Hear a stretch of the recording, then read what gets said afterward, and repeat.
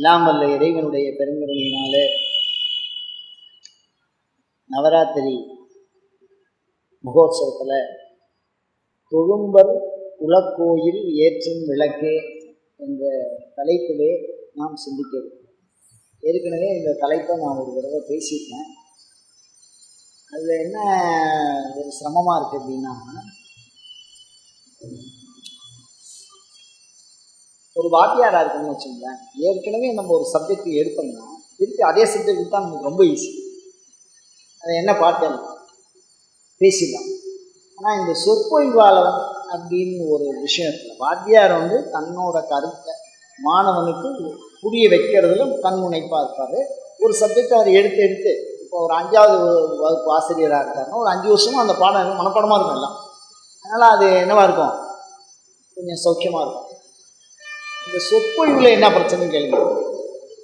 ஜனங்களுக்கு கொஞ்சம் தெரியாமல் இருந்துருச்சுங்க, முகம் மாறிடும். அப்புறம் அந்த முகம் பார்த்து அவர்கள் புரிந்து கொண்டார்களா, அவர்களுக்கு தகுந்தாற்போல் இந்த நடையில் ஒரு சில மாற்றங்களை செய்யக்கூடிய பொறுப்பு சொற்பொழிவாளர்களுக்கு என்ன இருக்கு. அதனால சொன்ன தலைப்பே சொன்னால் இப்போ இன்னொரு பிரச்சனை என்ன அப்படின்னா, ஏற்கனவே யூடியூப்ல இது தெளிவாக இருக்கு, அதையே திருப்பி சொன்ன மாதிரியா. அதனால இப்போ என்ன சிந்திக்கிறேன், இது ஒரு சிக்கலாக இருந்த போதும் உங்கள்கிட்ட நான் சொல்கிற விஷயம் என்னென்னா, தொழும்பர் உலக்கோயில் ஏற்றும் விளக்கு அப்படிங்கிறத மாத்திரம் இப்போ நம்ம சிந்திக்கிறோம். பொதுவாக கோயில்களில் விளக்கு வாங்கி வைக்கிறது அப்படின்னு சொல்கிறோம். இந்த விளக்குங்கிறது, இந்த விளக்கு வாங்கி வைக்கிறதுக்கு ஒரு டோனர் கிடைச்சாருன்னு வச்சுக்கோங்க. நான் ஒரு விளக்கு வாங்கி தரேன், ஒரு கடைக்குள்ள விளக்கு வேணும். அவருக்கு என்ன கேட்டார், குத்து விளக்கா, காமாட்சி விளக்கு, தோரண விளக்கா, தொங்கு விளக்கா, கேரளா விளக்கா, இல்லை கிழவை,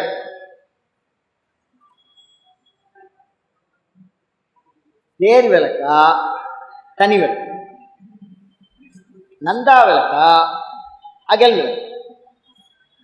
இவ்வளோ கேள்வி கேட்டோன்னா நான் ரொம்ப எனக்கு சுவாமி விளக்குல இவ்வளவு விஷயம் இருக்கா,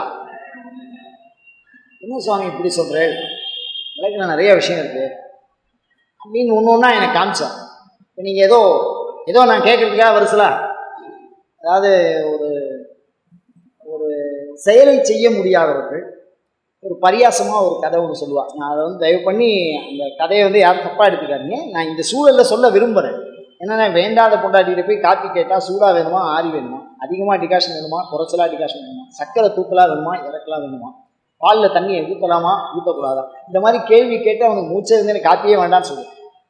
அந்த லெவலுக்கு எதையாவது சொல்கிறதுக்காக இந்த மாதிரி கேட்குறானா அப்படின்னு எனக்கு ஒரு சந்தேகம். ஏன்னா விளக்கில் இவ்வளவு விளக்கு இருக்குன்னு எனக்கு தெரியாது. அதனால நான் அவரை என்ன பண்ணுறேன், இந்த மாதிரிலாம் விளக்கு இருக்கா காமிக்கோ அப்படின்னு அவர் சொன்னார். அவர் சொல்கிற எல்லா விளக்கும் காமிச்சார்.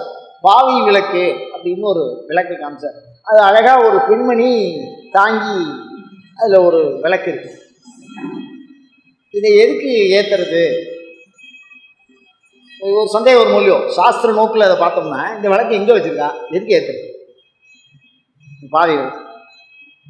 அதுக்கப்புறம் தோரண விளக்கா அப்படின்னு கேட்டாங்க. தோரணம் தொங்குமா அப்படின்னு. அதெல்லாம் ஒன்றும் இல்லை சாமி, நிலப்படியில் போட்டிருப்பாங்க அப்படியே ஃபுல்லாக. திருக்கடையூர்லாம் இருக்குது தோரண விளக்கு, நிலப்படியில் ஃபுல்லாக ஒரு 30-40 விளக்கு இருக்கும். ஆவுடையார் கோயிலில் ஒவ்வொரு வாசலுக்கும் எண்ணிக்கையோடு வச்சுருக்காங்க. 51 விளக்கு, 84 வர்ண விளக்கு, பத விளக்கு, மந்திர விளக்கு, தத்துவ விளக்கு, கலா விளக்கு, இவ்வளோ விளக்கு இருக்கு ஆவுடையார் கோயிலில். எவ்வளோ பெரிய விஷயம் பாருங்கள் விளக்கு. அப்போ அந்த பத விளக்கில் பார்த்தீங்கன்னா 51 இருக்கும்,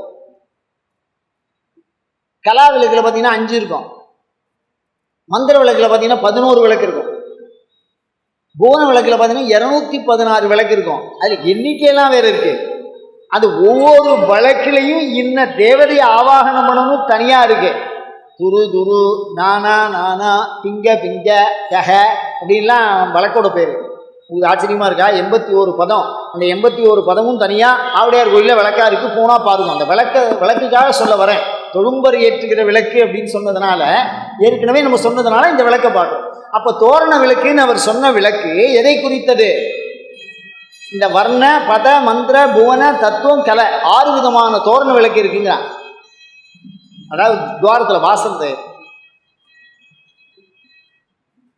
நான் சின்ன வயதில் ஒரு ஆகம வாத்தியார்கிட்ட படித்தேன். அவர் கேட்ட முதல் கேள்வி, எல்லாருமே வந்து என்ன பண்ணுவா அப்படின்னு மந்திரம் ஏதோ கேட்க போகிறார் அப்படின்னு நினச்சின்னு ரொம்ப ஆர்வம் போலார்ல, எல்லாத்தையும் மனப்பாடம் பண்ணி ரொம்ப போகும்போது இந்த ஆணவத்தை அடிமைப்படுத்துறதுன்னு ஒரு வழக்கு கேட்டார். எந்த இடத்துல கோயிலில் விளக்கேற்றப்படாதுன்னு கேட்டார். இது எந்த இடத்துல கோயிலில் விளக்கு ஏற்றவே கூடாது, விளக்கே ஏற்றக்கூடாது, எந்த சாமிக்கு அபிஷேகமே பண்ணக்கூடாது, இது மாதிரியே கேள்வி கேட்டார். எனக்கு துர்காரி ஒன்று காரணம் என்ன அப்படின்னா, சுபாவம் ஆத்தியார் அந்த காலத்தில் எப்படி இருக்கா பாருங்க. என்ன விஷயம் அப்படின்னா, சுவாமிக்கு மூல கிரகம் மூலஸ்தானம்னு இருக்கோ இல்லையோ, திருக்கடையூர் கோயிலில் இது பொருந்தும். வேற எந்த கோயிலுக்கும் நீங்கள் அதை பொருந்தீங்கன்னா, அந்த மாதிரி ஒரு சாஸ்திரப்படி கட்டின கோயில்களுக்கு பொருந்தும். நான் கோயில்னு சொல்கிறது ஆகம முறைப்படி அமைந்த கோயில்களை சொல்கிறேன், மற்ற கோயில்களை சொல்லலை. நீங்கள் அந்த கோயிலில் இல்லைன்னு சொல்லக்கூடாது. அந்த கோயிலுக்கு எனக்கும் சம்பந்தம் இல்லை. நான் வந்து இந்த விளக்குங்கிற விஷயத்தை பற்றி பேசுகிறேன். இந்த திருக்கடையூரில் மூலஸ்தானத்தில் கர்ப்ப கிரகத்தில் விளக்கு இருக்கும். அதுக்கு அடுத்து அர்த்த மண்டபம்னு ஒன்று இருக்கும். அந்த அர்த்த மண்டபத்தில் திரையும் போக சக்தியும் இருக்கும். அந்த போக சக்திக்கு அபிஷேகம் பண்ண மாட்டோம். அதே மாதிரி அந்த திரை, ஆனால் அந்த இடத்துல ஒரு விளக்கு கூட ஏற்ற மாட்டோம். அந்த இடம் இருட்டாக தான் இருக்கும், வேகமாக தட்டலாம். இப்போ விளக்கே ஏற்றாத இடம் அது. தோரண விளக்கு ஏற்றுற இடத்துல, இவ்வளவு விளக்கை பற்றி பேசுகிற இடத்துல என்னது இந்த பாவை விளக்குங்கிறது, ஒரு குறிப்பிட்ட ஆடக்கூடியவர்கள், அவர்கள் பரம்பரையாக கோயில் ஆடுறவா, இந்த சுவாமிக்கு மோத்திரம்தான் அந்த முன்னாடி ஆடுவா, அவர்களில் முக்தி அடைந்து விட்டால் அவர்கள் பெயரில் ஏற்றப்படுகிற விளக்கு பாவை விளக்கு. ஆவுடையார் கோயிலில் வர்ண பத மந்திர புவனம் தத்துவம் கலை ஆன்மாக்கள் இறைவனை சென்றடைவதற்கு உண்டான 6 வழிகளை தோற்றுவிக்கிற விளக்கு, அர்த்தத்தோடு இருக்கிற விளக்கு. அதுதான் ஆன்மா. அவர் அழகாக அழிச்சுன்னு போனார் சுவாமி மாணிக்கவாசர், குரு சிஷ்யன். அதனால அழகாக இப்படி வாடா, என் பின்னாடி இப்படி வரணும் அப்படின்னு அழகாக அழிச்சுன்னு போட்டார் கையால். அவ்வளோ சிறப்பான விளக்கு பாவை விளக்கு, தோரண விளக்கு. அதுக்கு அடுத்தது பார்த்தீங்கன்னா தொங்கு விளக்கான்னு கேட்டேன். தொங்கு விளக்குனா எப்பொழுதுமே மூலஸ்தானத்தில் குத்துவிளக்கு ஏற்ற மாட்டோம். எல்லா மூலஸ்தானத்தையும் நீங்கள் இதெல்லாம் யோசிச்சு பாருங்க. எதுக்கு அது தொங்க விட்டானே எங்களுக்கு காரணம் புரியல. ஏன்னா அதுக்கு மேலே ஒரு பலகை போட்டிருக்கும். அந்த மூலஸ்தானத்துக்கு மேலே பார்த்தீங்கன்னா கோபுரம் வரைக்கும் அப்படியே உள்கூடாவே இருக்கும். அது தஞ்சாவூர் கோபுரத்தோட டிராயிங்கில் பார்த்தா தெரியும், இன்ச்சாக சேர்த்துருக்கும். மேலே போகிறது பயமாக இருக்கும். கீழே மேலே பார்த்தா அவ்வளோ உள்கூடாக குறைஞ்சிருப்பான். அதை மறைக்கிறதுக்கு ஒரு பலகை போட்டிருப்பான். அந்த பலகையில் ஒரு சின்ன ஓட்டை விட்டுருப்பான். அந்த பலகையில தான் இந்த தொங்கு விளக்கை தொங்க விட்டுருப்பான். தொங்கு விளக்கு அப்படிங்கிறது தான் மூலஸ்தானத்தில் ஏற்றுற வழக்கம் இருக்கு. குத்து விளக்கு ஏற்றுற வழக்கம் இல்லை. வழக்கில் எவ்வளோ பெரிய தொழும்பர் விளக்கில் மாட்டின்ட்டான. அதனால இப்போ அது என்னது, தொங்கு விளக்கு. என்ன காரணம் அப்படின்னா, பூமி சம்பந்தம் இல்லாமல் வெறும் ஆத்மாவா இருக்கு அந்த விளக்கு. அந்த விளக்குல ஆத்மா இருக்கு. நீங்க சாதாரணமாக தான் ஒன்றும் அந்த விளக்கை ஒன்றும் பண்ண முடியாது. அதுக்கு அடுத்தது ஒரு விளக்கு சொல்றான் பாருங்க. இந்த விளக்கை பற்றி அவர் பாடுறாரு. ஞானசம்பந்தர் வாக்கில் வச்சு பாடுறார். என்ன பாடுறாரு? பெரும்புலர் காலை மூழ்கி பித்தர்க்கு பத்தராகி அரும்பொடு மலர்கள் கொண்டு ஆங்கு ஆர்வத்தை உள்ளே வைத்து விரும்பி நல் விளக்கு தூபம் விதியினால் இடவல்லாருக்கு. அப்ப விதினா என்ன? இந்த விதி இல்லை, முறைப்படி விளக்கேற்றுகிற விதி. அப்போ விளக்கு ஏற்றுறதுக்குன்னு ஒரு விதி தனியா இருக்கு. அந்த விதியினால் இடவல்லாருக்கு கரும்பினில் கட்டி போடுவார் கடவுர் விரட்டுவார். அப்போ தொங்கு விளக்கு சொன்னோம். அப்போ அதில் ஒரு விஷயம் இருக்கா? இந்த தொங்கு விளக்குல என்ன விஷயம் அப்படின்னு கேட்டிங்கன்னா, இந்த தொங்கு விளக்குல ஒரு 2-3 விளக்கு எரியுமா. அந்த 2-3 விளக்குல ஒரு இடத்துல தான் நாங்கள் சூடத்தை ஏற்றி காட்ட முடியும். இன்னொரு விளக்கில் ஏற்றக்கூடாது. என்னமோ வருஷத்தில் ஏதோ 2-3 விளக்கு இருக்கு அப்படின்னு படத்துல எல்லாம் நம்ம பார்க்குறோம். ரகசியம் அதில் இருக்கு. என்ன அப்படின்னா, அந்த தொங்குற விளக்குல உபச்சார விளக்குன்னு ஒன்று, ஆத்ம விளக்குன்னு ஒன்று, நண்டா விளக்குன்னு ஒன்று. இந்த நண்டா விளக்குன்னு ஒரு விளக்கு இருக்கு. அந்த நண்டா விளக்குங்கிறது என்ன அப்படின்னா, சிதம்பரத்தில் தான் அதை சொல்லணும். அவ்வளோ ரொம்ப சிறப்பான விஷயம். அந்த மாதிரி ஒரு விளக்கு உள்ளே எரியுது, 2000 வருஷமாக எரியுது. இப்போ வரைக்கும் அதை ஏதாவது ஒரு விளக்கு எரிஞ்சிக்கிட்டே இருக்கு. அதில் ஏதாவது ஒரு சின்ன பிரச்சனைனா அந்த உள்ளவாளுக்கு, அந்த கோயில் நிர்வாகம் உள்ளவாளுக்கெல்லாம் பிரச்சனை தான். அந்த விளக்கை அவ்வளோ தூரம் அணையாமல் பாதுகாத்துட்டே வருவாங்க. அது ஒன்று அணைஞ்சா இன்னொன்று பக்கத்தில், அதுக்கு பிராய்ச்சித்த விளக்குன்னு பக்கத்தில் ஒரு விளக்கு இருக்கும். இந்த விளக்கு எரிஞ்சா இந்த விளக்கு, நம்ம வந்து தீப்பெட்டி வச்சு அந்த காலத்தில் விளக்கு ஏற்றுற வழக்கம் இல்லை, ஒரு களி வச்சு ஏற்றுவான்.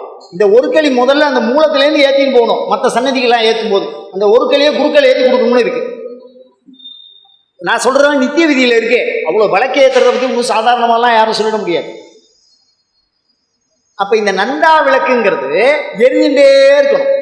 இந்த நந்துதெல்லாம் அணைக்கிறதுன்னு அர்த்தம். நந்தா அப்படின்னா அணைக்கிறது இல்லை, மற்றதெல்லாம் அணைச்சிடுவோம். சில விளக்கெல்லாம் எதையாவது ஒன்று பிரச்சனை வரும்போது அதனால் எல்லாத்தையும் ஏற்றிட்டு இந்த நந்தா விளக்கு ஒன்றையும் அடக்க மாட்டோம். அதே மாதிரி பிராய்ச்சித்த விளக்குன்னு ஒன்று ஏற்றுவான். இந்த பிராய்ச்சித்த விளக்குன்னா என்னென்னா, அந்த காலத்தில் இது கல்வெட்டில் இருக்குது, நான் ஏற்கனவே சொல்லியிருக்கேன் இந்த சொற்பொழிவில். என்னென்னா, வாரிசு இல்லாதவா அவளுக்கு கர்மா பண்ணணும், அவளுடைய நிலங்கள் இதெல்லாம் வந்து கோயில் சேர்த்துக்கும், இல்லை ராஜா சேர்த்துக்கும். அந்த சேர்த்துக்கிற அந்த பாவத்தை போக்குறதுக்கு அவள் பேரில் அந்த சொத்துக்காக ஒரு வழக்கத்தை சொல்லுவாள். அந்த சொத்தை விற்று அதை அப்படியே பேங்க்கில் டெபாசிட் பண்ணுற மாதிரி அந்த காலத்தில். அதுக்கு அவள் வந்து இந்த நெய் விளக்கு அந்த மாதிரி ஏதோ ஒன்று திரவியம், இழுப்ப என்ன, அந்த தோப்பே கொடுப்பா. ஒரு 10 இழுப்ப தோப்பு இருக்கும். அந்த தோப்பை கொடுத்துட்டா இதில் இந்த காலத்தில் விளக்குக்காக எழுதிடுவாங்க. சாஸ்திரத்தில் கல்வெட்டிலே இருக்குது இதெல்லாம், இந்த விளக்கு ஏற்றுறது. அதுக்கப்புறம் பார்த்தீங்கன்னா, அதுதான் நான் இந்த ஆன்ம விளக்குன்னு சொல்கிறது. அந்த ஆன்ம விளக்குக்குள்ளேயே நம்ம சாதாரணமாக போய் கை வச்சு ஏற்றக்கூடாது, உபச்சார விளக்கில் தான் ஏற்றணும். அதுக்கு அடுத்தது பார்த்தீங்கன்னா, நந்தா விளக்குங்கிறது எப்போதுமே சுவாமி அதில் வாசம் பண்ணுறதா அர்த்தம். இந்த நந்தா விளக்கு அணைஞ்சு போச்சுன்னா அந்த தெய்வம் என்ன ஆகும்? அதனால தான் திருமூலர் சொல்லும்போது, உள்ளம் பெருங்கோயில் ஊனுடம்பு ஆலயமாம் நான் கள்ள புலனைந்தும் காலாமணி விளக்கேன்னார். இந்த தூபமோ தீபமோ நைவேத்தியமோ மற்றதை சொல்லாமல், புஷ்பம்லாம் சொல்லாமல் எதை சொல்லிட்டாரு? விளக்க சொன்னார். விளக்குக்குள்ள அவ்வளோ ரகசியம் இருக்கு. இப்போ நந்தா விளக்கு பார்ப்போம். அந்த நந்தா விளக்கு இருக்கிற வரைக்கும் தான் சுவாமி இருக்கும். இந்த நந்தா விளக்கு கிட்ட அதுதான் மூலஸ்தானம், அதுலேருந்து தான் ஏற்றி எல்லாத்தையும் கொண்டு போகும். அதுக்கு அடுத்தது பார்த்தீங்கன்னா தேர் விளக்குன்னா, தேர் விளக்குன்னு ஒரு விளக்கா அப்படின்னு பார்த்தா அது அப்படியே தேர் மாதிரியே இருக்கு, சுத்திரம். மேலே ஒரு விளக்கு இருக்கு, அது சுத்திரம் அப்படியே 10 விளக்கு இருக்கு, அந்த தட்டா இருக்கு. அந்த விளக்கு கேரளா சைடில் பார்க்கலாம். நம்ம தீப ஸ்தம்பம்னே இருக்கு, அதில் அப்படியே பிரித்து வச்சிருப்பான். அதை எப்படி பண்ணணுங்கிறதுக்கு மானசாரம்ங்கிற நூல் அதை பற்றி கிட்டத்தட்ட 60 பக்கத்துக்கு வியாக்கியானம் இருக்குது. என்ன மரம் போடணும், என்ன பள்ளம் எந்த அளவுக்கு வைக்கணும், எவ்வளவு நெய் ஊற்றணும், எவ்வளவு எண்ணெய் ஊற்றி எரிக்கிறதா இருந்தால் அதுக்கு என்ன மாதிரி இருக்கணும், அந்த மரம் எரியக்கூடாது, விளக்கு எரியும். தீபஸ்தம்ப விதின்னு தனியாக இருக்கு. அது எப்போ ஏற்றுவோம் அப்படின்னு சொன்னீங்கன்னா, ஒரு ராஜாவுக்கு வெற்றி அடையணும்னு அதை ஏற்றுவாலாம். தீப தண்டம்னு ஒசரமாக ஒரு தண்டம் இருக்கும், ஒசரமாக இருக்கும். நம்ம வந்து கோவை அந்த மாதிரி பகுதிகள்லாம் பார்த்தீங்கன்னா இந்த தீபஸ்தம்பத்தை அடிக்கடி பார்க்கலாம். இந்த தீபஸ்தம்பத்து மேலே ஏற்றுவான், வெறும் ஸ்தம்பம். அந்த ஸ்தம்பத்துக்கு பேரே தீபஸ்தம்பம்னு பேர். அந்த ஸ்தம்பத்தினுடைய சிறப்பு என்னன்னா, அந்த ஸ்தம்பத்துக்கு கீழே தான் சொற்பொழிவு நடக்கும். பெருமாளுடைய இது இந்த இதெல்லாம் சொல்லுவா, பாகவதம் இதெல்லாம் வந்து அவ சொல்லணும்னே வச்சிருக்கான். ராமாயணம் மகாபாரதம் இதெல்லாம் சொல்லணும். எங்கே சொல்லணும்? அந்த சிற்பத்தில் சொல்லணும். அந்த மூர்த்தி விசேஷம். அது குருவாயூரில் ஒருத்தர் பிரமாதமாக ராமாயணம் சொல்லுவாராம். இந்த ராமாயணத்தை சொல்லும்போதெல்லாம் பிரச்சனை வந்துடும். ஏதாவது ஒரு பிரச்சனை, மழை வரும், எல்லோரும் ஏந்து போடுவா, இது மாதிரி ஏதாவது ஒரு தீ விபத்து வரும், அந்த மாதிரி ஏதோ அது நல்ல சொற்பொழிவாளர். ராமகதையை ரொம்ப ஆத்மார்த்தமாக சொல்கிறவர். 3 தடவை அந்த மாதிரி தடங்கள் வந்து 4வது தடவை சொல்ல ஆரம்பித்தார். 5வது தடவை சொப்பனத்தில் குச்சை வச்சுன்னு அடித்தாரான். இதை கொண்டு போய் ஸ்ரீரங்கத்தில் சொல்கிறார். அப்படி சாக்ஷாத் பரமாத்மா அடித்தான், கிருஷ்ண பரமாத்மாவே அடித்தார், பாலகிருஷ்ணன். அவர் அங்கேருந்து இங்கே வந்து சொன்னார். எங்கே? ஸ்ரீரங்கத்தில். ஸ்ரீரங்கங்கிறது ராமாயணம் கேட்கறது சிறப்பான இடம், அது பாகவதம் கேட்கறதுக்கு சிறப்பான இடம். நல்லா கவனிக்கணும். அதை சுவாமிக்கும் நம்ம அந்த மாதிரி சொற்பொழிவுங்கிறது அதில் ஒரு தொடர்பு. அவள் பாட்டில் திரௌபதி அம்மன் கோயிலில் கதைங்கிறது ஒரு பிரிவு. அந்த கதை வச்சாதான் திரௌபதி அம்மன் கோயில் கட்டும்போது தான் அங்கே மேடை வச்சுருவாங்க. இந்த கதையை சொல்லணும். அதுதான் காப்பியத்தை அடிப்படையாக வைத்த கோயில்கள். ராமர் கோயில், கிருஷ்ணர் கோயிலெலாம் கட்டுறமே. அப்போ அந்த தீபஸ்தம்பம்ங்கிறது ஞானத்தை கொடுக்கறதுக்கு உண்டான விளக்கு, ஞானோபதேசம் பண்ணுற விளக்கு. மக்களுக்கு ஒரு எளிய பண்புல ஆத்ம ஞானத்தை என்ன சொல்லிக் கொடுக்கறது, சொல்லிக் கொடுக்குற வழி. அந்த காலத்தில் ராஜாக்கள் பள்ளிக்கூடம் கிடையாது. அந்த தீபஸ்தம்பத்தை நட்டு சாயந்தரத்தில் சொல்லிக் கொடுத்துருவாங்க, கிளாஸ் எடுத்துருக்கான். முதல் பாடமே ராமாயணம் மகாபாரதம் தான். புரியல இப்போ என்ன சொல்றேன்? இப்போ பள்ளிக்கூடமே இது அந்த தீபஸ்தம்பத்துக்கு கீழே நடக்குது. அதனால தீபஸ்தம்ப விளக்கு. ரத விளக்கு அப்படின்னு ஏற்றி ஏற்றி சுத்திரும், அப்படியே குறுக்கின்றே போகும். அது என்ன அப்படின்னா சப்தலோக விளக்குன்னு பேர். ஒரு ராஜா பிரார்த்தனை பண்ணிக்கிறான்னா, நல்லா கவனிச்சு பாருங்க, ஒவ்வொரு கோயிலும் ஒரு தொன்மத்தை அடிப்படையாக கொண்டு இருக்கும். திருக்கடையூர் வந்தால் மிருத்யுஞ்சயர் வந்தார், திருவங்காட்டுக்கு போனால் மருத்துவாசன சம்மானம் பண்ணார், அது பேர் என்ன, சீர்காழியில் போனால் வந்து சத்நாதர் அனுகிரகம் பண்ணது. எதையாவது ஒரு தொன்மம்னா கதை, அந்த அதுக்குள்ளே ஒரு கதையை வச்சுருப்பாங்க. கதைக்குள்ளேலாம் ரகசியம் இருக்கும், அது உள்ள கீ பாயிண்ட் இருக்கும். இந்த சாமியை பார்க்கறதுக்கு உண்டான கீ பாயிண்ட் இருக்கும். இந்த மாதிரி டிராயிங் போட்டிருக்கால மேலே, இந்த மாதிரி டிராயிங்கை வந்து கருங்கல்ல போட்டுருவான். அந்த கருங்கல்ல இப்போ இந்த மந்திரம் போட்டிருக்காரு பாருங்க. இப்போ இதை பற்றி நான் ஒரு விஷயம் சொல்கிறேன், அப்படி நீங்கள் புரிஞ்சுக்கணும் இந்த வழக்குக்குள்ளே எவ்வளோ பெரிய ரகசியம்னு. என்ன பண்ணியிருக்கானா, ஒரு ராஜா பிரார்த்தனை பண்ணிட்டானா, சில நாடுகளில் சில நேரத்தில் வந்து பசுமாடெல்லாம் அதிகமாக நோய் வந்து செத்து போயிடும். யானையெல்லாம் திடீர்னு ஒரு 60 யானை 70 யானை செத்து போயிடும். அப்போ வந்து ராஜாவுக்கு பயம் வந்துடுமா, ஏன்னா எதிரி குதிரைகளுக்கெல்லாம் பிரச்சனை வந்துடும். அந்த மாதிரி நோய் வந்து இதை எதிரிகள் பிரயோகமாகவே பண்ணுறா. ஒரு மனிதனுடைய இப்போ எனக்கு வந்து ஒரு வாகனம் இருக்கு, நான் அதை வச்சுன்னா 4 இடத்துக்கு போகிறேன் அப்படின்னா, அந்த வாகனம் ஃபெயிலியர்னா இப்போ நான் கஷ்டப்படுவேன்ல. இப்போ நம்ம வாகனம் இல்லாமல் வாழவே முடியாது, செல்லு இல்லாமல் செத்து போடுவான் மனுஷன். தப்பாக எடுத்துக்காதீங்க, தயவு பண்ணி வேற எந்த நோக்கத்துலையும் சொல்லலை, ஏன்னா அதுக்குள்ள பழகிட்டோம் நம்ம. அந்த மாதிரி வாகனத்தை பறிச்சா என்ன ஆகும்?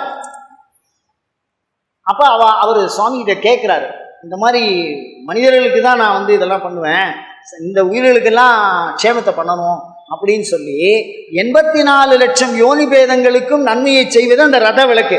அதை ஏத்துறா வேறியும் சொன்னோம். சாமி இப்போ குட்டி ஏற்றுனது சும்மாலாம் இல்லை, வெறும் விளக்கு ஏற்றலை யாரும். ஏதோ கோயிலில் ஓரமாக இருக்குது, விளக்கு வச்சு அப்படியே கொஞ்சம் எண்ணெயை ஊற்றி திரிய வச்சு ஏற்றிடு அப்படின்லாம் யாரும் ஏற்ற. ரத விளக்கு அந்த தொன்மத்துக்குள்ள ரகசியம் இருக்கு. அப்போ என்ன அர்த்தம்? ஊரில் உள்ள மரம் செடி கொடி அதில் வாழக்கூடிய விஷயம் எல்லாமே என்னவா இருக்கணும்? க்ஷேமமாக இருக்கணும். அப்போ சப்தலோக பிராணிக்கும் அது என்னவா இருக்கு? 7 அடுக்கு பிராணிக்கும் நன்மையை செய்யறது இந்த ரத விளக்குன்னு பேர். தோரண விளக்கு, பொங்கு விளக்கு, ரத விளக்கு.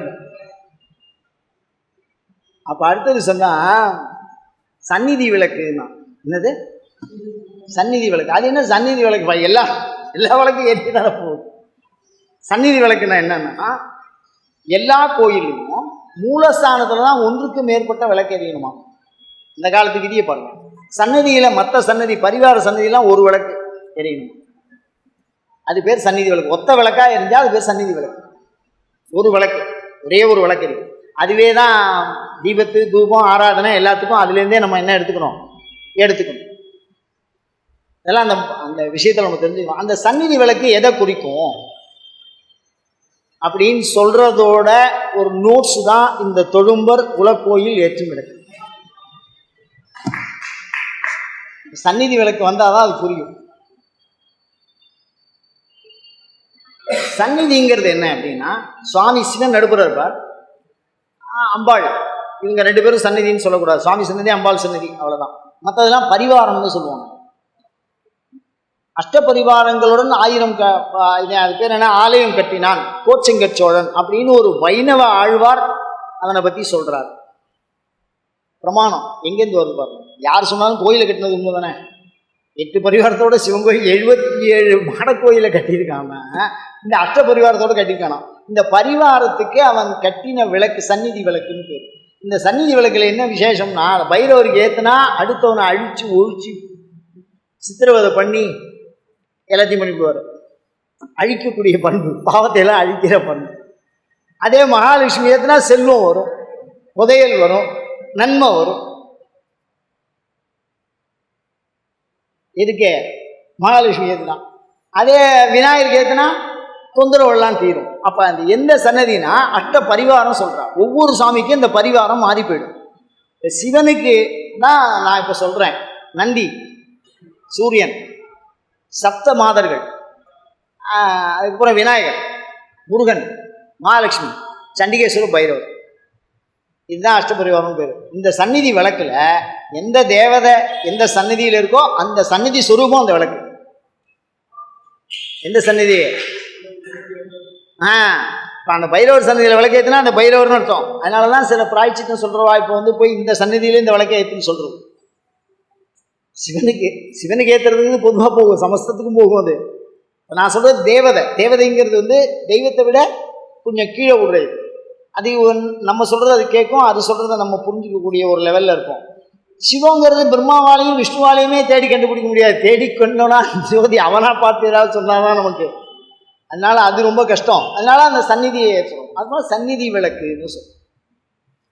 சாநித்திய விளக்குன்னு விளக்கு இருக்கு. இந்த சாநித்திய விளக்குங்கிறது கேரளாவில் ஏற்றுவோம். என்னன்னு கேட்டிங்கன்னா, கோயில்லையே அப்படியே சுற்றிடும் 4 பக்கமும் வெறும் விளக்காவே அடிச்சிருப்போம். வெளியில் பிராகாரத்தில் வெளியிலேருந்து சுற்றி பார்த்தா வெறும் விளக்காவே இருக்கும். அது பேர் சாநித்திய விளக்குன்னு பேர். இந்த சாநித்திய விளக்குன்னா என்னன்னா, நம்ம அதுக்கான அந்த காலத்தில் கோயிலில் தீட்சை எடுத்துட்டா தான் உள்ளே போக முடியும், மந்திர ஜபம் பண்ணால் தான் உள்ளே போக முடியும். அந்த விளக்கு ஏற்றுறதுக்கு ஒரு கண்டிஷன் வச்சுருக்கான் பாருங்க. மந்திரம் தீட்சை எடுத்து 1,00,000 ஆவர்த்தி ஜபம் பண்ணி அந்த 1,00,000 ஆவர்த்திக்கு உண்டான ஹோமம், அந்த ஹோமத்துக்கு உண்டான தானம், தானத்துக்கு உண்டான மார்ஜனம் அப்படின்னு ஒரு 8 அங்கம் இருக்குது. அந்த 8ஐயும் முடித்து 1,00,000 ஆவர்த்திக்கு 8ஐயும் முடித்தால் அவன் அந்த மாதிரி ஒரு விளக்கேற்றலாம். கோயில நம்ம சாதாரணமாக விளக்கேற்றணும் நினச்சிக்கிட்டு இருக்கோம்.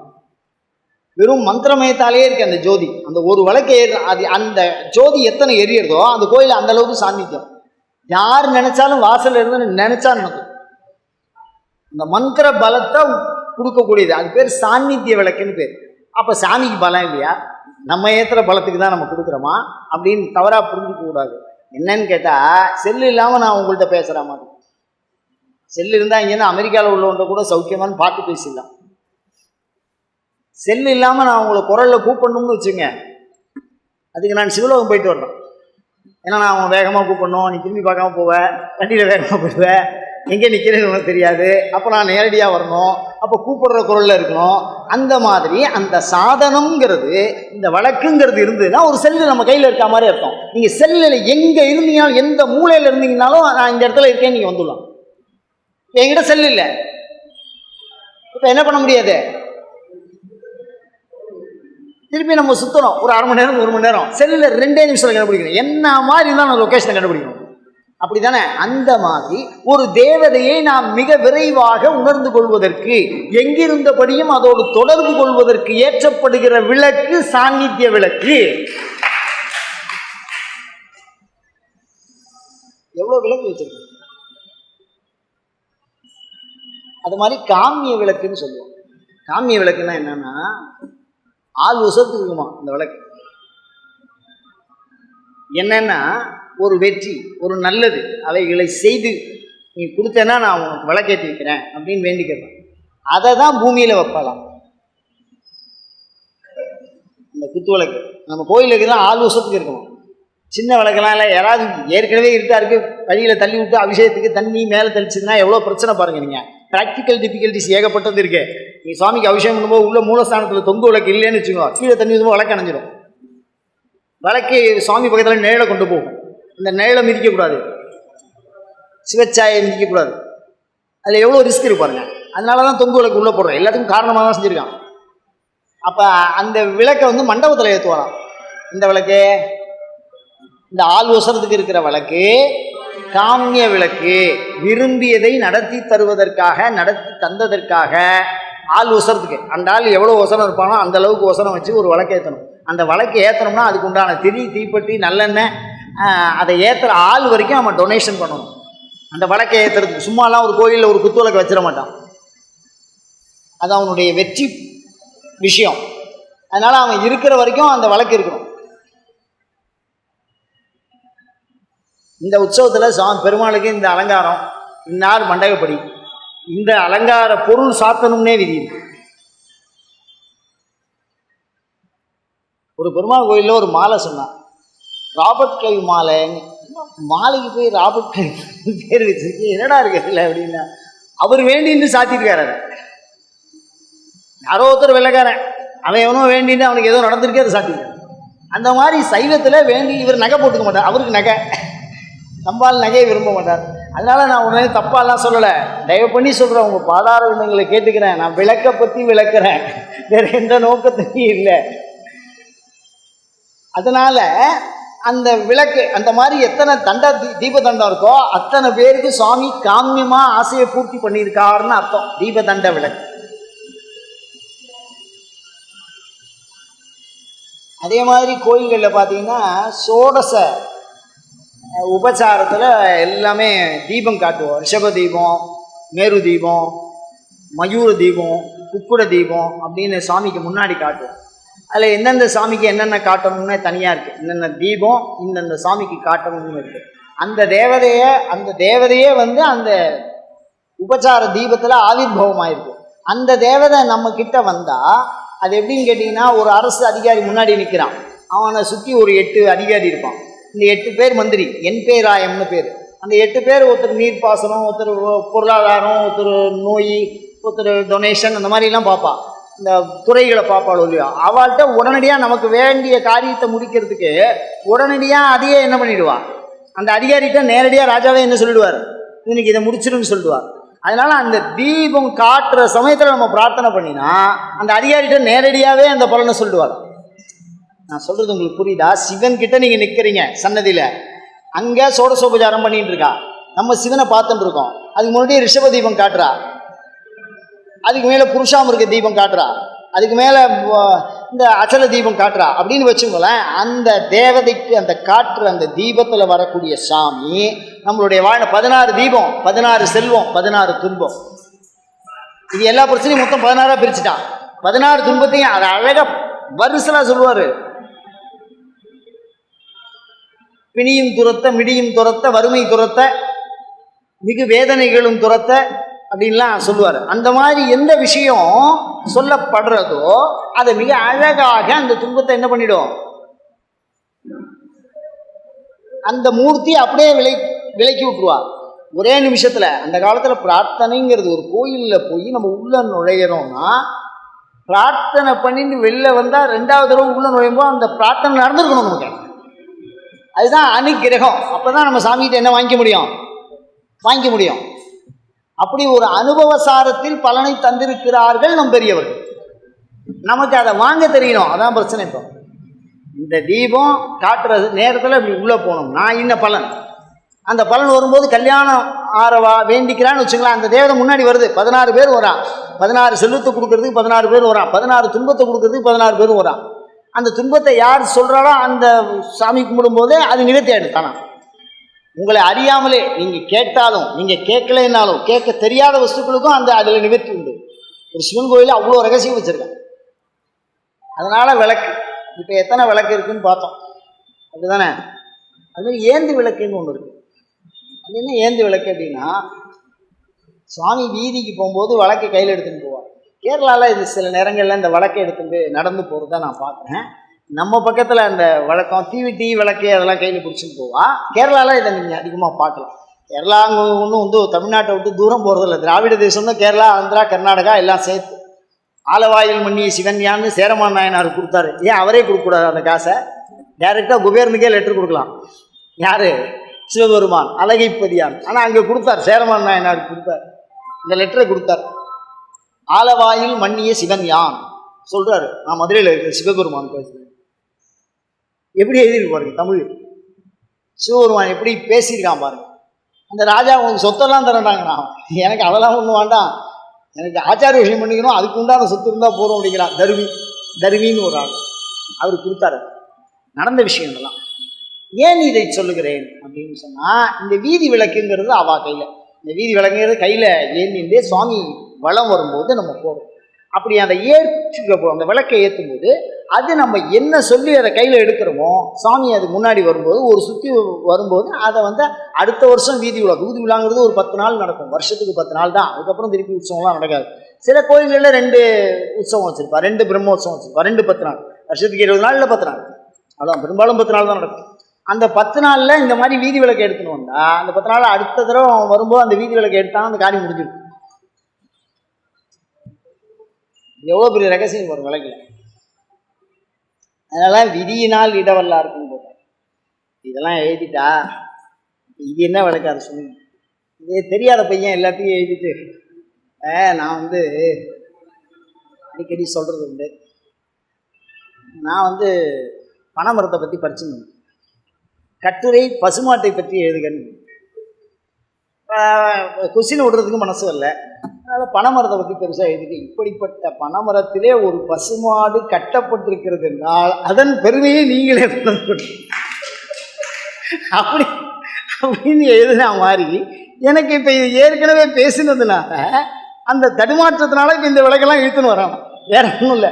இந்த விளக்கு இப்படிலாம் கட்டப்பட்டிருக்குன்னா அப்போ தொழும்பர் விளக்குன்னா என்ன அப்படின்னு நீங்களே புரிந்து கொள்ளுங்க அப்படிங்கிற மாதிரி நம்ம நிலைமையில் இருக்கும். இப்போ என்ன சொல்றார்? தொழும்பர் உலக்கோயில் ஏற்றும் விளக்கேன்னு தலைப்பு. முதல்ல தொழு அப்படிங்கிற வார்த்தையை அபிராமிபட்டர் மிக தெளிவாக பயன்படுத்தியிருக்கார். தோத்திரம் செய்து தொழு அப்படின்னே சொல்றார். இதுதானே தோத்திரம் செய்து தொழு அப்படின்னா, அப்ப தொழுவது என்பது தோத்திரம் செய்வதோடு தொடர்புடையது தானே தொழு. அதுக்கு அடுத்த வார்த்தை பாருங்க, உம்பர் அப்படின்னு. உம்பர்னா தேவர்கள். உம்பர்னா என்ன அர்த்தம்? தேவர்கள். இது ஒரு விளக்கு. நம்ம இவ்வளோ விளக்கு பார்த்தோம். இந்த விளக்கு வித்தியாசமான விளக்கு. ஏன்னா தண்ணியால் விளக்கரிச்சமாக இருக்கான், தலைமுடியால் விளக்கரிச்சமாக இருக்கான்.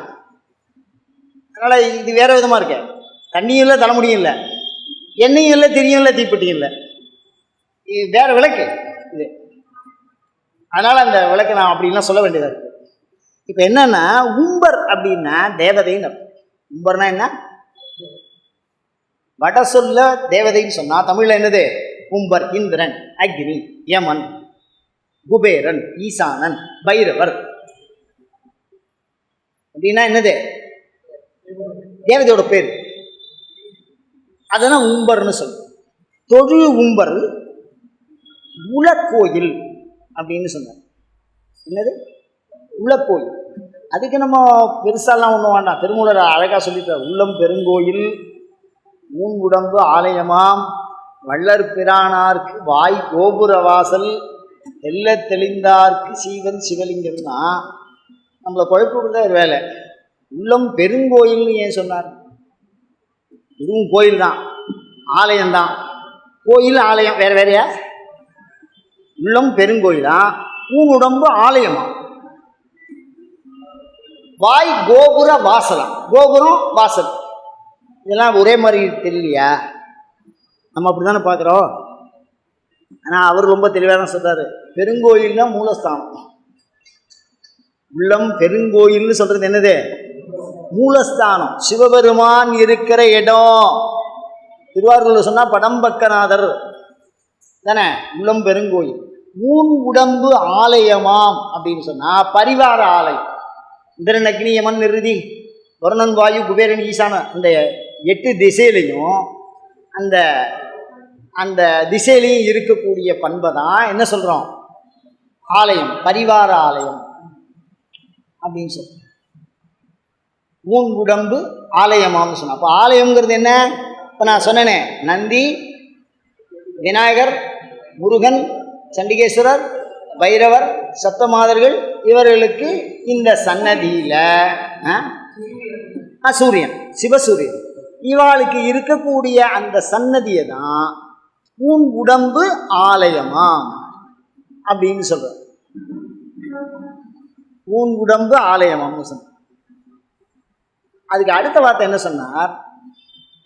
வள்ளற் பிரானார்க்கு வாய் கோபுர வாசல்னு சொன்ன. இந்த கோபுரம்ங்கிறது ஸ்தூல தேகம். 4 பக்க கோபுரத்துக்கு தனியாக சிறப்பு சொல்கிறான் சாமி. அந்த கோபுரத்து வாசலில் சில கோயிலில் வராது. திருவண்ணாமலையில் ஈசானத்து பெருவாயில் தனியாக அந்த கோபுரம் கோயிலை கட்டி வச்சுட்டு அது உள்ள வழியாக சுவாமி வராமல் அது பக்கத்து வெளியாக வருதுன்னா அந்த கோபுரத்தில் எவ்வளோ பெரிய பயன்பாடெல்லாம் இருந்திருக்குன்னா அந்த காலத்தில் ராஜ நன்மைக்காக அதை பண்ணியிருக்காங்க. பஞ்ச திக்கு நிவாரணம்னு பேர். காலத்தினாலும் திசையினாலும் செயலினாலும், காலத்தினாலும் திசையினாலும் செயலினாலும் இந்த 3 ரொம்ப முக்கியம். பெரும்பாலும் இந்த கோயில் நேர்படையில் திருக்கடையூர்லாம் நேர்படையில் இருக்கும். அது மாதிரி இல்லாமல் 4 திக்கிலேருந்தும் இந்த பாதிப்புகளை வராமல் இருக்கிறதுக்காக இந்த கோபுர வாசல்களை பயன்படுத்திக்கலாம். இந்த கோபுர வாசல் இன்னொரு விஷயம் என்னென்னா, வாயில்னு ஏன் சொன்னார்னா, அதில் ஓட்டையாக இருக்கும், அப்படியே துவாரமாக இருக்கும், 7 துவாரம் அந்த மாதிரிலாம் கணக்கு வச்சுருப்பாங்க.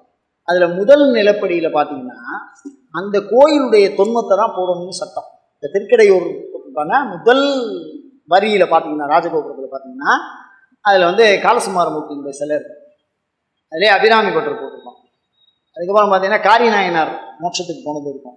அது அந்த ஊர் தெய்வம், அந்த ஊர் கோயிலை பயன்பட்டு பேறு பெற்றவர்களுடைய வரலாற்று நிகழ்ச்சி, தேவனாக இருந்தாலும் சரி மனுஷனாக இருந்தாலும் சரி, அவளை பற்றி முதல் வரியிலேயே போட்டிருக்கோம்.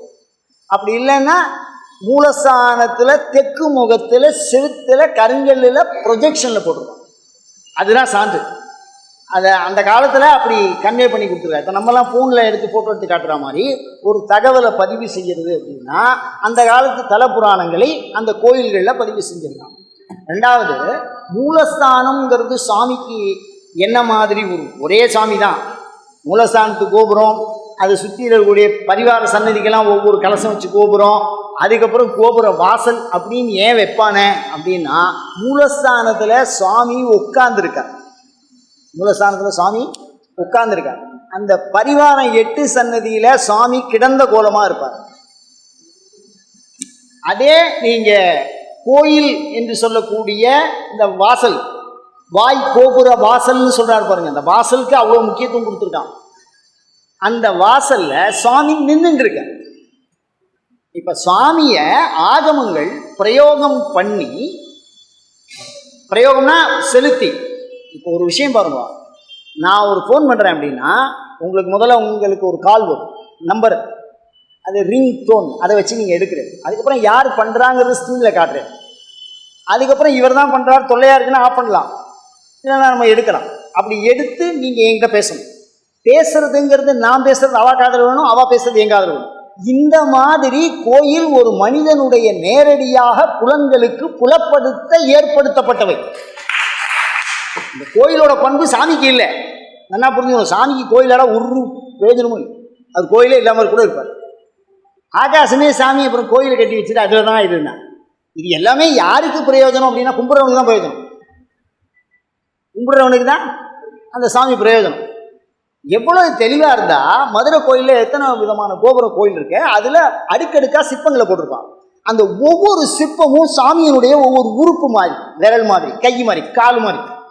இப்போ நீங்கள் மூலஸ்தானத்தில் பார்க்கும்போது உள்ள மாதிரி இருக்கும், அது உணர்வு, சிவனுடைய உணர்வை கிளப்போம். அது இந்த 8 பக்கமும் வருது, சிவனுடைய அறிவை கிளப்போம். நாம் என்ன சொல்கிறோங்கிற தாட் அவருக்கு புரியணுமோ இல்லையோ.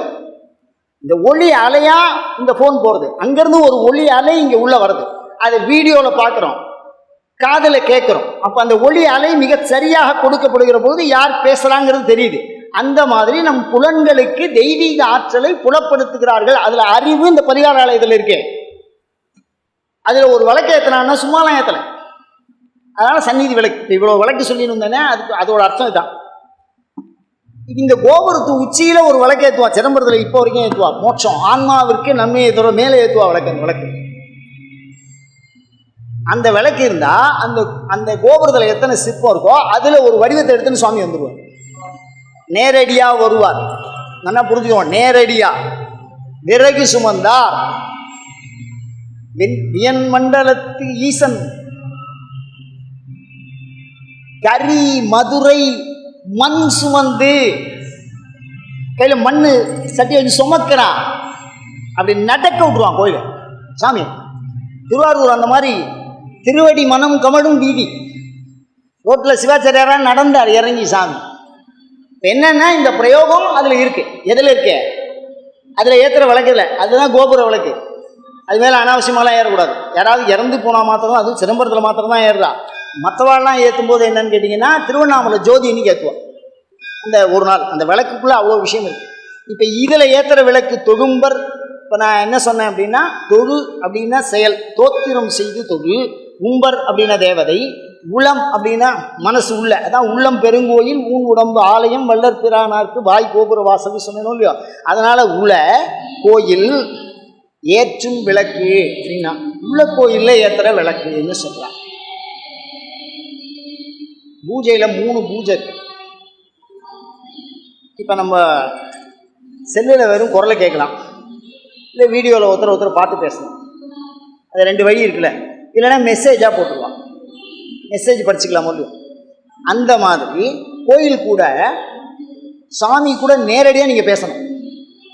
நேரடியாக நீங்கள் எந்த சாமி பார்க்குறதோ அந்த சாமி கூட பேசணும். அப்படின்னு சொன்னால் அதுக்கு நீங்கள் உங்கள் இந்த தொழும்பர் உலக்கோயில் விளக்கை ஏற்றணும். புரியல? உலக்கோயில் விளக்கை ஏற்றணும். ஏற்றினா உங்கள் இதயத்தோட இதயம் டைரெக்டாக பேசுவார் சாமி. அதே நீங்கள் இந்த உலக்கோயில் பூஜைங்கிறது ஒரு பூஜையை சொல்கிறது. லலிதா சஹஸ்ரநாமம் மிக தெளிவாக பேசும். அந்தர்முக சமாராத்யா பகிர்முக சுதுர்லபா. வெளியில் போய் ஜென்மாந்தர தூரம் சாமியை நம்ம பிடிக்க முடியாது. அதனால் உள்ளத்துக்குள்ளே வச்சு பிடிச்சிடலாம். இந்த உள்ளத்துக்குள்ள எப்படி இருக்கு அப்படிங்கிறத ஆகமங்கள் மிக அழகாக சொல்லியிருக்கு. அதுக்கு என்ன பேருன்னா ஆத்ம பூஜான்னு பேர். அது பேர் என்ன? ஆத்ம பூஜா. அந்த ஆத்ம பூஜையை பண்ணவர் இந்த பாடலை எழுதியும். இந்த ஆத்ம பூஜை அதை தான் இந்த இடத்துல பதிவு பண்ணுறார் குமரகுருபுரர். அதுதான் பதிவு பண்ணுறார். தீட்சா எடுத்து வைக்கும் போதே ஒரு சன்னியாசி இன்னொரு சன்னியாசிக்கு தீட்சை, 2 பேரும் இப்படி கையை காட்டுவான், அவன் இப்படி கையை காட்டுவான், ஏண்டு போடுவான். நமக்கு ஒன்றுமே புரியாது. இங்கே இருக்கிறதெல்லாம் அங்கே போயிட்டு. அதுதான் தொழும்பர் உலக்கோயில் ஏற்றும் விளக்கு. தீட்சை கொடுக்குறது இந்த விளக்குல அந்த விளக்கை ஏற்றி வைக்கிறது உள்ள. அந்த உலக்கோயில் விளக்குங்கிறது ஆத்ம பூஜையினால வரும். ஆத்மார்த்த பூஜை சரீரன்னைக்கு வரும். பரார்த்த பூஜை அப்படிங்கிறது கோயிலில் வச்சு குலதெய்வம் அந்த மாதிரி விஷயங்கள்லாம் பண்ணும்போது நம்மை சார்ந்தவர்களுக்கு நலம், நமக்கு நிலம். ஆத்மார்த்த பூஜை சாமியோட நேரடியாக தொடர்பு வச்சுக்கணும். இந்த ஆத்ம பூஜை. ஆத்ம பூஜை வேற, ஆத்மார்த்த பூஜை வேற, சிவ பூஜை வேற. ஆத்ம பூஜைங்கிறது நமக்குள்ளேயே பண்ணிக்கிறது. ஆத்மார்த்த பூஜைனா அவவா ஒரு லிங்கமோ ஒரு சந்தனமோ சனிகலிங்கமோ அதை வச்சு தீட்சை எடுத்துன்னு பண்ணுறது. பரார்த்தம் அப்படின்னா குலதெய்வத்துக்கு பூஜை பண்ணுறது, இந்த சிரார்த்தம் பண்ணுறது, கோயிலில் போய் பூஜை பண்ணுற எங்களை மாதிரி குருக்கள் அந்த மாதிரியெல்லாம் பரார்த்தம். அடுத்த வாழ்க்காகவும் செய்ய முடியும். ஒரு குடும்ப நலனை ஏற்படுத்தி நான் உண்டி தான் சௌக்கியமாக இருப்பேன்னா நிம்மதியாக இருக்க முடியாது. என்னுடைய மனைவி, என்னுடைய குழந்தை, எனக்கு சொத்தம் எல்லாரும் நன்னா இருந்தால் தானே நாம் நன்னா இருக்க முடியும். அப்போ அவளுடைய நன்மை வேணும்னா இந்த பரார்த்த பூஜை வேணும். இப்போ அடுத்தவர்களுக்கும் செய்யக்கூடிய வல்லமை எதுலேருந்து வரும்? முதல்ல ஆத்ம பூஜை, 2வது என்னுடைய சரீரம். சரீரம் ஆத்தியங்களும் தர்ம சாதனம் எல்லாத்துக்கும் ரொம்ப முக்கியம். உடம்புல வியாதி உள்ளவன் எப்படி சொற்பொழிவு பண்ண முடியும்? பண்ண முடியாதுல்ல. முதல்ல உடம்பு ஆரோக்கியம். அந்த உடம்பு ஆரோக்கியத்தை இந்த ஆத்மார்த்த பூஜை கொடுக்கும். எதை கேட்கணுங்கிற தெளிவை கொடுக்கும். இந்த ஆத்மார்த்த பூஜை பண்ணால் கோயிலில் இருக்கிற சுவாமி கூட பேசலாம். அதனால தான் தீட்சை எடுத்துட்டு வா மாத்திரம் தான் கோயில் உள்ள அந்த காலத்தில் அனுமதிக்கப்பட்டான். இந்த தீட்சை எடுத்துட்டு வா என்னென்ன பேரில் தீட்சை எடுத்துட்டுருக்காங்கிறதெல்லாம் ராஜராஜ சோழன் இதில் கல்வெட்டில் பார்த்தீங்கன்னா ஈசான சிவம், தத்பூர் சிவம், ஹிருதய சிவம், கவச்ச சிவம் கொடுத்துருக்கான் பேர். எல்லாருமே தீட்சை எடுத்தவன். இந்த ஆத்மார்த்த பூஜை பண்ணாதான் அங்கே இருக்கக்கூடிய கோட் பேசும், இல்லைன்னா பேசாது. சிக்னல் நோ சிக்னல்னு வந்துடும். ஒரு ஃபோனில் நோ சிக்னல்லாம் ஒன்றும் வராது. கோயிலுக்கு போயிட்டு கன்னத்தில் போட்டு வர வேண்டியதான் இருக்கு. அப்பர் மாதிரியோ சுந்தரர் மாதிரியோ எங்கே போன நீ அப்படின்னு சாமியை பிடிச்சி பேச தெரியணும். அப்படி பேசுறதுக்கு இந்த உலக்கோயில் விளக்கு ரொம்ப முக்கியம். சுந்தரர் பொண்ணுக்கு பாடுவான், அவன் ரொம்ப வறுமை, அலங்கிடவேன்னு சொல்லுவான். அலங்கிடவேன்னா என் பொண்டாட்டி பிரச்சனை தாங்க முடியல, அந்த பிரச்சனையை நான் முடிக்கணும், அவளுக்கு வேண்டியதை நான் போட்டேன்னா கொஞ்சம் நிம்மதியாக இருப்பான், ஏதாவது கொஞ்சம் காசு பண்ணி கேட்பேன். நேரடியாகவே கேட்டுருவான் சுவாமி. அடியே இட்டு அலங்கிடவே. அது ரொம்ப ஒரு பிரச்சனைக்கான ஒரு விஷயம். கடங்காரன் நெய்ன்னு ஏதோ பிரச்சனை பண்ணுவான்ல, அந்த மாதிரி சொல்கிறார். அடியே நிட்டு அலங்கிடவேன்னு சொல்கிறார். அந்த வார்த்தை ரொம்ப ரொம்ப கஷ்டமாக இருக்கும். கையில் ஒன்றும் காணவில்லைம்பார். ஒன்றும் சாமி இல்லை, நெய் ஊற்றி தான் பிரயோஜனம், கையில் ஒன்றும் காசு இல்லையா. ஏன்னா வாழ்க்கைக்கு தேவையாக இருக்குது, அதை நம்ம கொண்டு வரணும்ல சாமிக்கிட்ட. அப்படி கொண்டு வரத்துக்கு மிக அழகாக அந்த விஷயத்தை சொல்லியிருப்பார். ஆத்மார்த்த பூஜைங்கிறத நம்ம புரிஞ்சு பண்ணணும். ஆத்ம பூஜையை புரிஞ்சு பண்ணணும். பரார்த்தம் பண்ணும்போதும் புரிஞ்சு பண்ணணும். இப்போ இது சொல்கிறது இந்த ஆத்ம பூஜை, உள்ளுக்குள்ளே ஏற்றுற விளக்கு. இந்த பூஜை பலமாக இருந்தால் தான் ஆத்ம பூஜை பண்ண. அந்தர்யாகம் பண்ணி தான் பகிர்யாகம் பண்ண முடியும். ஆத்ம பூஜை பண்ணி தான் ஆத்மார்த்த பூஜை பண்ண முடியும். ஆத்மார்த்த பூஜை பண்ணாதான் பரார்த்த பூஜை பண்ண முடியும். ஆத்மார்த்த பூஜை பண்ணாதவளுக்கு பரார்த்த அதிகாரம் இல்லை, ஆகம விதி. அப்போ ஒன்னோட ஒன்று பலம், உன்னோட ஒன்று தொடர்பு. அந்த வகையில் இவர் என்ன சொல்கிறார்? தொழும்பர் உலக்கோயில் ஏற்றும் விளக்கு அப்படின்னு சொன்னால் ஒரு சின்ன உதாரணம் சொல்கிறேன். திருக்கடையூர் கோயிலில் ஒரு குருக்கள் தீவிதியை வச்சு நின்றுந்தார்.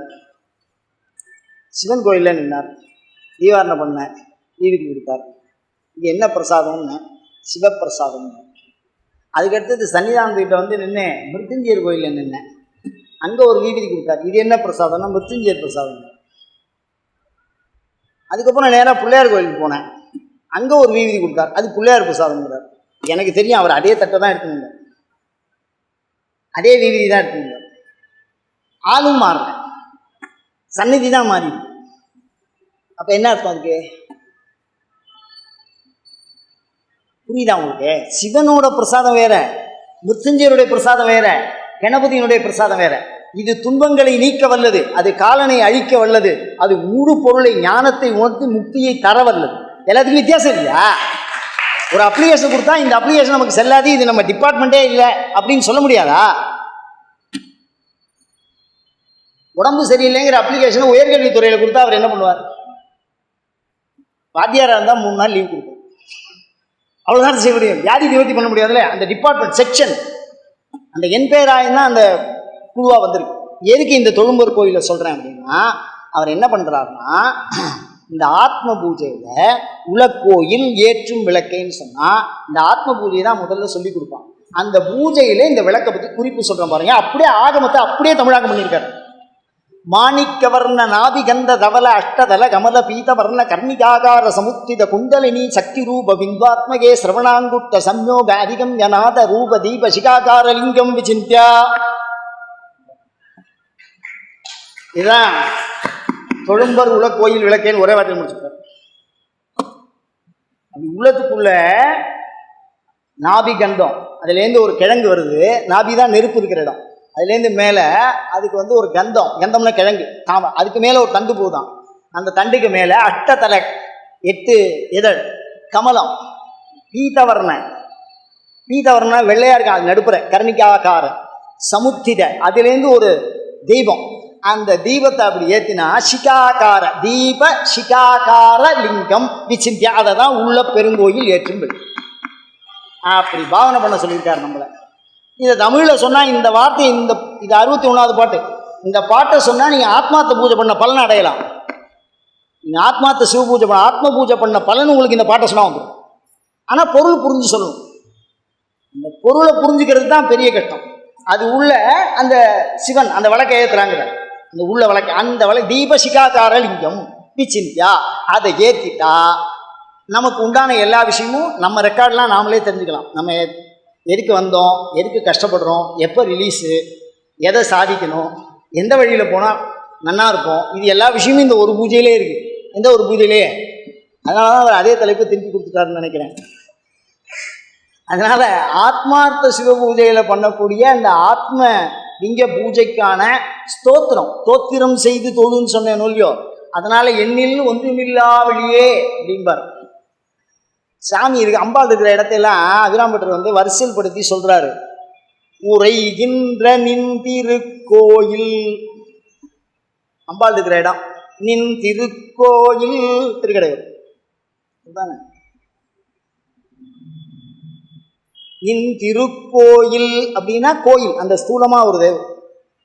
நின் கேழ்வர் ஒரு பக்கமோ, நின் கேழ்வர், கேழ்வர்னா கணவன், நின் கேழ்வர் ஒரு பக்கமோ அப்படின்னா பாதி அர்த்தநாரி. எவ்வளோ தெளிவாக அந்த விக்கிரகத்தை சொல்றாரு பாருங்க. முதல்ல சொன்னது என்னது கோயில், ரெண்டாவது சொன்னது என்னது விக்கிரகம். நின் கேழ்வர் ஒரு பக்கமோ அறைகின்ற நான் மறையின். அறைகின்ற அப்படின்னா முதல்ல கோயில சொன்னாரு, ரெண்டாவது சாமி சொன்னாரு, மூணாவது மந்திரத்தை சொல்றாரு. அறைகின்ற நான் மறையின், மறை மந்திரம். அடியோ முடியோ அப்படின்னா அது ஞானபாகம், அது கிரியாபாகம். அடிங்கிறது ஞானபாகம், முடிங்கிறது கிரியாபாகம். ஆத்மார்த்த பூஜை அதில் வருது. அமுதம் நிறைகின்ற வெண் திங்களோ கஞ்சமோ எந்த நெஞ்சகமோ, எந்த நெஞ்சகமோ. அந்த உலக்கோயில் விளக்கைத்தான் மிக தெளிவாக பேசுகிறார். இங்க அபிராமி பட்டர் பேசினார், இங்கே மீனாட்சி பேசுறார். உலக்கோயில் விளக்கு அப்படிங்கிற அந்த விளக்கை ஏத்துங்கிறார். மாணிக்கவாசர் ரொம்ப தெளிவாக சொல்லுவார், தோற்றச் சுடரொளியாய் பஞ்சாட்சரத்தை 5 லட்சம் ஆவத்தி மேலே ஜெபம் பண்ணினா நெருப்பு தானா தெரியும், கண்ணு முன்னாடி தெரியும், திடீர்னு இருட்டிலேயே உட்காந்து பண்ணாலும் தெரியும்.